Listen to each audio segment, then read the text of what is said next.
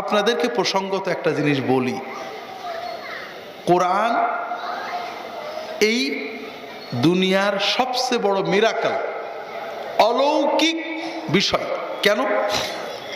আমরা বাংলাদেশের মানুষ, বাংলা ভাষায় নোবেল প্রাইজ পেয়েছিলেন বিশ্বকবি রবীন্দ্রনাথ ঠাকুর।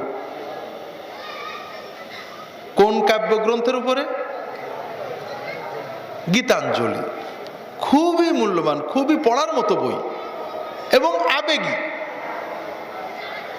মানে নরম সুর, গরম না। আমাদের দেশে রবীন্দ্র পাগল কবি সাহিত্যিক আছেন না? কেউ কি গীতাঞ্জলি প্রথম থেকে শেষ পর্যন্ত মুখস্থ পড়তে পারবেন নাকি? নিজের মায়ের ভাষার শ্রেষ্ঠতম সাহিত্য গ্রন্থ, সামান্য ছোট্ট একটা বই, বেশি বড় বই না। এই বইটা প্রথম থেকে শেষ পর্যন্ত টনটনে কনকনে মুখস্থ আছে এমন একজন রবীন্দ্র পাগল বাঙালিকে আছে? বিশ্বে কোথাও নেই যে কোনো মানুষ তার নিজের ধর্মগ্রন্থ, সাহিত্য গ্রন্থ, কাব্যগ্রন্থ মুখস্থ রাখতে পারে। আছে নাকি? নেই। একমাত্র ব্যতিক্রম আল্লাহর কোরআন, ঠিক না? একটা বাঙালি, এবারে একটা মেয়ে, 7-8 বছরের একটা মেয়ে, 3-4 বছর আগে একটা ছেলে, ওই হুফাজুল কোরআনে, হাফেজে কোরআন, 7-8 বছরের ছেলে মেয়ে, বাঙালি, মায়ের ভাষা না, সম্পূর্ণ অপরিচিত অপরিজ্ঞাত একটা ভাষার একটা বিশাল 600-700 পৃষ্ঠার একটা বই প্রথম থেকে শেষ পর্যন্ত এমন মুখস্থ করে যে দাঁড়িয়ে বসে এক জায়গায় দাঁড়িয়ে কয়েক ঘন্টার ভিতরে সে পুরোটা পড়ে দিতে পারে।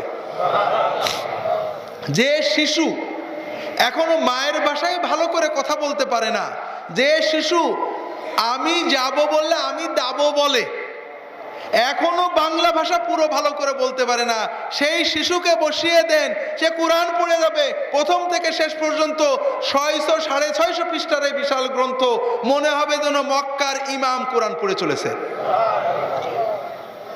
এটা মিরাকল, অলৌকিক, বিশ্বে নেই কেউ এর নমুনা দেখাতে পারবে না।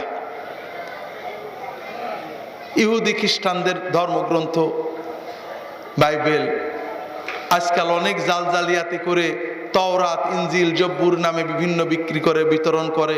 এর কাহিনী জানতে হলে আমার সর্বশেষ ছোট্ট একটা বই আছে, তাওরাত, জব্বুর, ইনজিল ও কোরআনের আলোকে কোরবানি ও জাবিহুল্লাহ।